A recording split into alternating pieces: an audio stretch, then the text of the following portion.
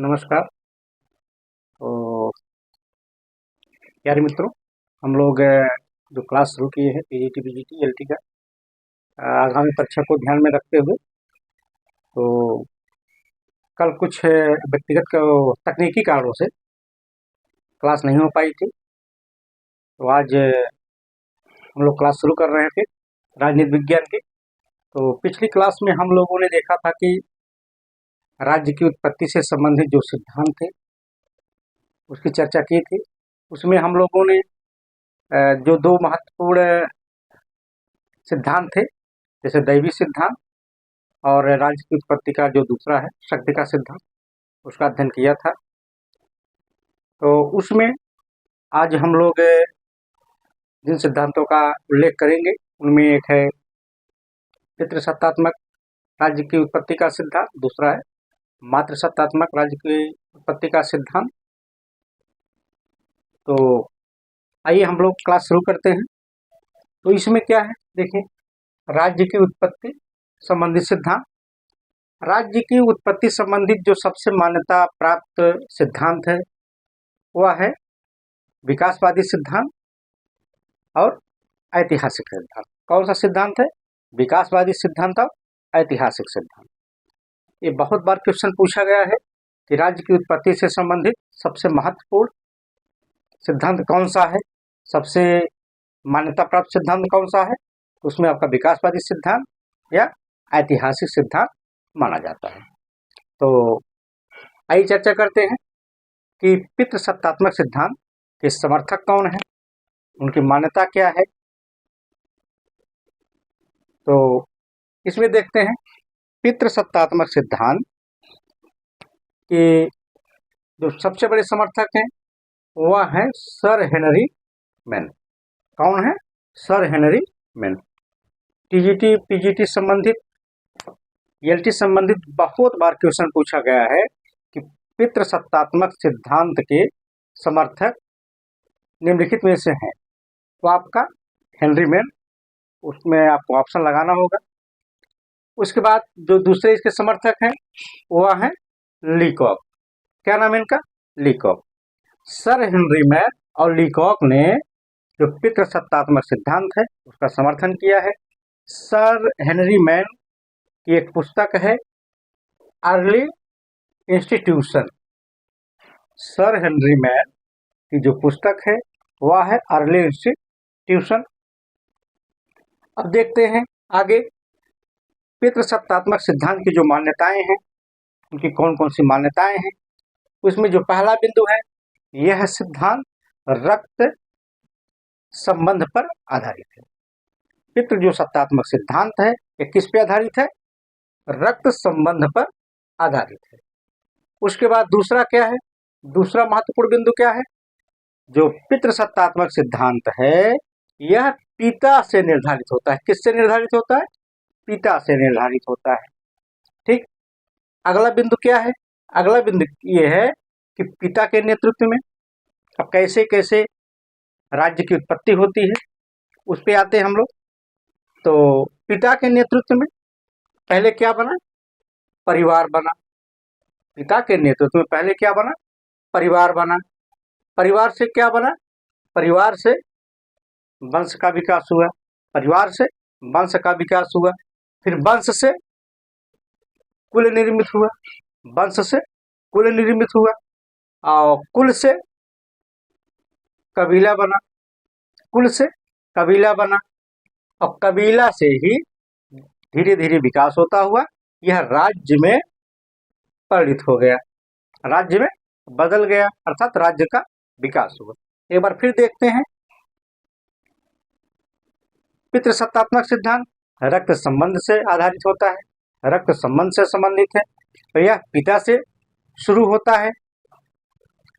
पिता से परिवार बना, परिवार से वंश बना, वंश से कुल का विकास हुआ, कुल से कबीला का निर्माण हुआ और कबीले से ही राज्य बना। तो इसमें देखते हैं इस तरह सबसे छोटी अगर इकाई की बात करें और सबसे बड़ी, ये जो पितृसत्तात्मक सिद्धांत है एक छोटी इकाई से एक छोटी इकाई से बड़ी इकाई की ओर विकास हुआ इसका। ठीक, इसमें क्या है, जो अगर सबसे छोटी इकाई की बात करें, सबसे छोटी इकाई क्या है, परिवार है। सबसे छोटी इकाई पितृसत्तात्मक सिद्धांत की जो सबसे छोटी इकाई है वो क्या है, परिवार है। उसके बाद अगर सबसे बड़ी इकाई की बात करें, सबसे बड़ी इकाई की बात करें तो वह है राज्य। सबसे छोटी इकाई क्या है, परिवार है, और सबसे बड़ी इकाई क्या है, राज्य है। ठीक, आगे देखते हैं जो दूसरा महत्वपूर्ण सिद्धांत है। जो दूसरा महत्वपूर्ण सिद्धांत है वह है मातृसत्तात्मक सिद्धांत। कौन सा है, मातृसत्तात्मक सिद्धांत। यह सिद्धांत भी रक्त संबंध पर आधारित है। मातृसत्तात्मक सिद्धांत भी रक्त संबंध पर आधारित है। और दूसरा बिंदु इसमें क्या है, इसमें है यह माता से निर्धारित होता है। किससे निर्धारित होता है, माता से निर्धारित होता है। अगर इसमें हम समर्थक की बात करें, मातृसत्तात्मक सिद्धांत में अगर हम इसके समर्थक की बात करें तो उसमें महत्वपूर्ण है बैचोपन। एक विचारक है बैचोपन। बैचोपन, उसके बाद गाम्प्लोविच, क्या नाम इनका, गाम्प्लोविच। उसके बाद क्या है, उसके बाद है मॉर्गन। मॉर्गन के बाद जैक्स हैं। मॉर्गन के बाद जैक्स हैं। इन सब जो चार है महत्वपूर्ण हैं, ये मातृसत्तात्मक सिद्धांत के समर्थक हैं। इसे आपको रटना होगा, बार बार परीक्षा में पूछा जाता है। और पितृसत्तात्मक के दो हैं, इसे आपको ध्यान देना है। मातृसत्तात्मक पे चार हैं, बैचोपन, गैम्प्लोविच, मॉर्गन और जैक्स। ये आपको कई बार पढ़ना होगा, रट जाएगा तो परीक्षा में आसानी रहेगी। उसके बाद जो अगला बिंदु क्या है, इसमें हम लोगों ने चर्चा किया पितृसत्तात्मक, जो मातृसत्तात्मक सिद्धांत है यह भी रक्त संबंध पर आधारित है। किस पे आधारित है, रक्त संबंध पर आधारित है। और रक्त संबंध जो मातृसत्तात्मक सिद्धांत है यह किससे निर्धारित होता है, माता से निर्धारित होता है। मातृसत्तात्मक सिद्धांत माता से निर्धारित होता है। उसके बाद देख लेते हैं जो अगला बिंदु है। अगले बिंदु की बात करें, माता के नेतृत्व में कबीले का विकास हुआ। माता के नेतृत्व में किसका विकास होता है, कबीला बनता है। क्या बनता है, कबीला बनता है। कबीले में आपस में युद्ध की स्थिति बन जाती है। आपस में युद्ध की स्थिति बन जाती है। जब युद्ध होगा तो कबीला टूट जाएगा। जब युद्ध होगा तो कबीला टूट जाएगा। जब कबीला टूटा तो कबीले से कुल का विकास हुआ। कबीले से कुल का विकास हुआ। जब कुल का विकास हुआ और फिर आगे और जब भी विकास किया, कुल से वंश का निर्माण हुआ। कुल से वंश बना और वंश से फिर परिवार निर्मित हुआ। वंश से फिर परिवार निर्मित हुआ। ठीक, अब इसी परिवार से आगे जाकर के राज्य का विकास हुआ। किसका विकास होता है, राज्य का विकास होता है।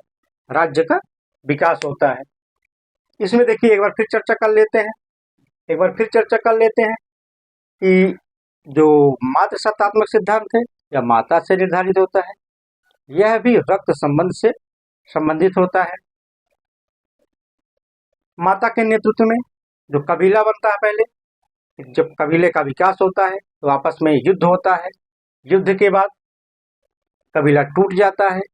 जब कबीला टूटता है तो उसमें कुल का विकास होता है। जब कुल आगे और विकास किया तो कुल से वंश का निर्माण हुआ। फिर वंश से परिवार बना। फिर परिवार से आपका राज्य का विकास हुआ। परिवार से क्या बना, राज्य का विकास हुआ। अब इसमें अगर हम देखें तो इस तरह बड़ी इकाई से छोटी इकाई, पुनः छोटी इकाई से बड़ी इकाई का विकास हुआ। थोड़ा ध्यान देना इसमें ध्यान नहीं देना है। पहले बड़ी इकाई बनी, बड़ी इकाई से छोटी इकाई आई, फिर पुनः छोटी इकाई से बड़ी इकाई का निर्माण हुआ। अगर इसको हम क्रमशः रखें, एक क्रम में व्यवस्थित करें तो हम लोग देखते हैं मातृसत्तात्मक सिद्धांत में पहले क्या बना, पहले माता से कबीले का निर्माण हुआ, माता से कबीले का निर्माण हुआ। जब कबीला टूटा, आपस में युद्ध हुआ, तो क्या बना, कुल विकसित हुआ। कुल फिर आगे जब विकसित हुआ, वह वंश निर्मित हुआ उससे। उसके बाद वंश से परिवार बनता है, वंश से क्या बना, परिवार बना, परिवार से ही राज्य का निर्माण हुआ। ठीक, राज्य का निर्माण हुआ। उसके बाद आगे जो महत्वपूर्ण है, आगे जो महत्वपूर्ण एक बिंदु है उसको ध्यान देख लेते हैं। उसमें क्या है, जो आपका पितृसत्तात्मक सिद्धांत है, जो आपका पितृसत्तात्मक सिद्धांत है और मातृसत्तात्मक सिद्धांत। पितृसत्तात्मक सिद्धांत और मातृसत्तात्मक सिद्धांत जो है, यह किस किस सिद्धांत पर आधारित है, यह समाजशास्त्री सिद्धांत पर आधारित है। किस पे आधारित है, समाजशास्त्री सिद्धांत पर आधारित है। ठीक, अगर प्रश्न पूछा जाता है कि समाजशास्त्री सिद्धांत पर राज्य की उत्पत्ति से संबंधित जो सिद्धांत है उनमें कौन है, तो आपका एक है पितृसत्तात्मक सिद्धांत, दूसरा है मातृसत्तात्मक सिद्धांत। ठीक, यह दोनों सिद्धांत रक्त संबंध पर आधारित है, यह दोनों सिद्धांत रक्त संबंध पर आधारित है। एक बार फिर हम लोग देख लेते हैं इसमें क्या है। सर्वाधिक मान्यता प्राप्त राज्य की उत्पत्ति से संबंधित जो सिद्धांत है वह है ऐतिहासिक और विकासवादी सिद्धांत। उसके बाद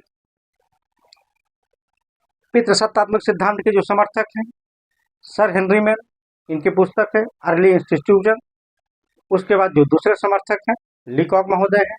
कौन है, लीकॉक महोदय हैं, जो इसकी मान्यताएं हैं।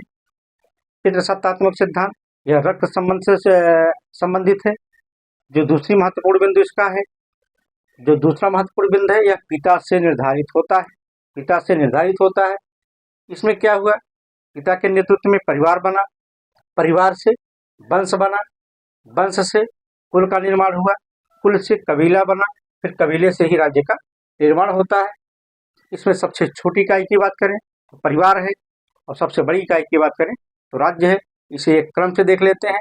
देखिए, पहले परिवार आया, परिवार से वंश बना, वंश से कुल का निर्माण हुआ, कुल से कबीला बना, फिर कबीले से राज्य बना। उसके बाद अगली चर्चा कर लेते हैं मातृसत्तात्मक सिद्धांत। इसके जो समर्थक हैं इसमें है बैचोपन, दूसरे हैं गम्ब्लोविच, उसके बाद है मार्गर, उसके बाद है जैक्स। यह सिद्धांत भी रक्त संबंध पर आधारित है। यह सिद्धांत माता से निर्धारित होता है, माता से शुरू होता है। माता से जब के नेतृत्व में जब यह सिद्धांत आगे बढ़ा तो कबीला बना। जब कबीले में आपस में युद्ध हुआ तो उससे जब कबीला टूट गया तो टूटने के बाद कुल का विकास हुआ, फिर कुल से वंश निर्मित हुआ, वंश से परिवार बना, और इसी परिवार से राज्य का विकास हुआ। तो यह बड़ी इकाई से छोटी इकाई, फिर छोटी इकाई से बड़ी इकाई की ओर क्रमशः विकसित हुआ। इसे क्रम से देखें तो पहले माता से कबीला बना, कबीला से कुल का विकास हुआ, कुल से वंश बना, वंश से परिवार बना, परिवार से राज्य का निर्धारित हुआ। उसके बाद रक्त संबंध सिद्धांत पर आधारित राज्य की उत्पत्ति का ये दोनों सिद्धांत, पितृसत्तात्मक और मातृसत्तात्मक सिद्धांत, यह दोनों सिद्धांत समाजशास्त्री सिद्धांत पर आधारित है। तो मित्रों, हम लोग एक क्लास से यहीं पे टॉपिक खत्म होता है। अगली हम जो चर्चा करेंगे वह जो समझौतावादी सिद्धांत है उसकी चर्चा करेंगे। तो जो प्राकृतिक अवस्था से संबंधित है, सामाजिक समझौता सिद्धांत, जिसे संविदा सिद्धांत, अनुबंधन सिद्धांत भी कहा गया है। तो अगली क्लास में हम लोग चर्चा करते हैं। नमस्कार। तो इस तरीके से आप लोग लगे रहिए, हम आप तक रोज वीडियो भेजते रहेंगे। अब आगे को हम लोग इसी टॉपिक वाइज ही प्रैक्टिस सेट सॉल्व करवाएंगे, ताकि आप लोग की तैयारी में हम सहयोग दे सकें। आप लोग उसका लाभ उठाइए। तो धन्यवाद मित्रों, मिलते हैं अगली क्लास में।